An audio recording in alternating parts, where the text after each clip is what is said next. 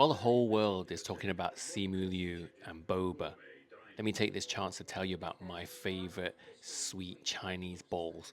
And it's not boba. Tong Yun or glutinous rice balls.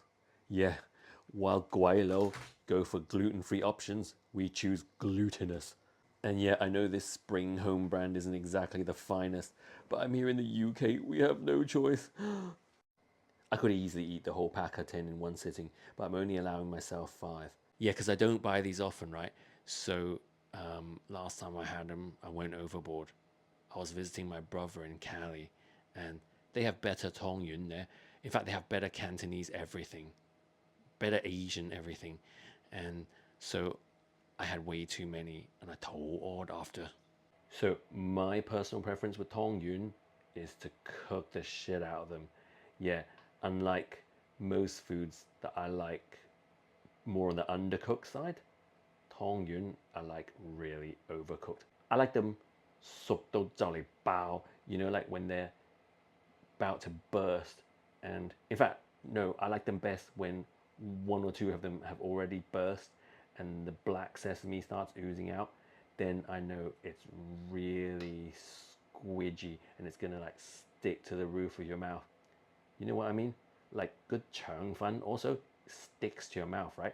And I feel it's the same with Tong Yun. Yeah, don't ever be in the kitchen with me when I'm making Tong Yun, because guaranteed we will get into a domestic dispute.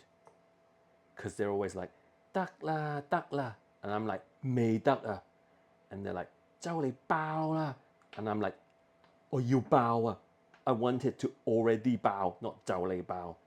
Squidgy, soft, gooey, sticky, practically melt in your mouth. And part of the problem is everybody does it wrong. It says on the packet, cook until they float. Cook until they float my ass.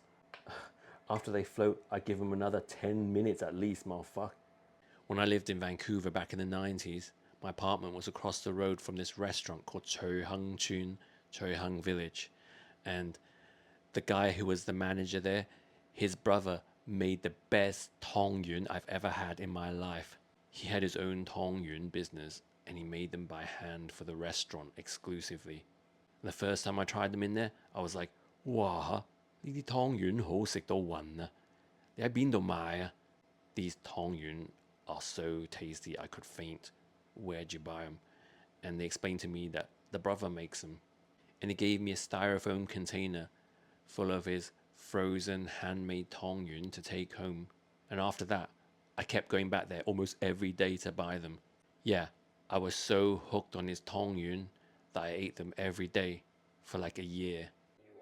Okay, they're ready now, or as ready as they can be, because one of the signs that these are not very good Tong Yun is that I cooked it, and none of them burst because the rice coating is so friggin' thick, and that's the problem with all the Tong Yun in this country.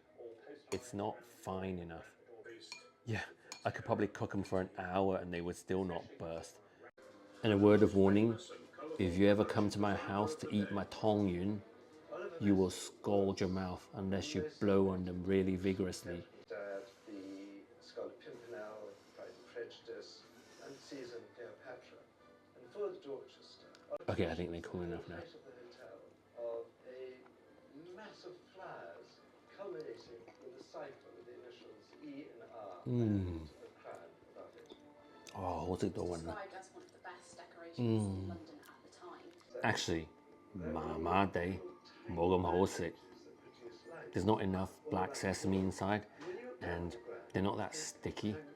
Someone please invite me to Hong Kong or Vancouver or California for Tong Yun. Or somebody please make some good Tong Yun in London. Still, Tong Yun is Tong Yun, so I'm happy. Yeah, I need to stop being such a diva. Just get on with it.